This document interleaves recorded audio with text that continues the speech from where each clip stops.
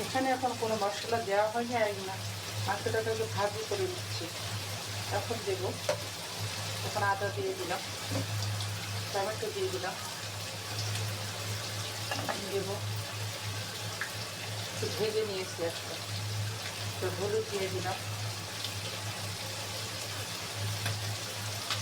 করে দিয়ে এখন যেটা দেবো বাটা মরিচ দিয়ে দেবো, মরিচ বাটা।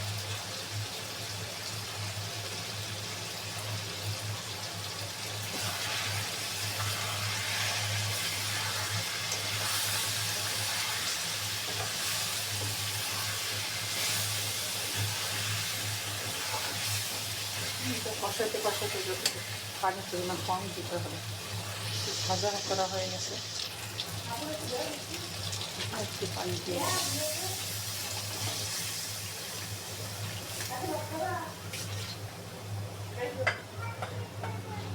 এখানে নাগা মরিচটা দিয়ে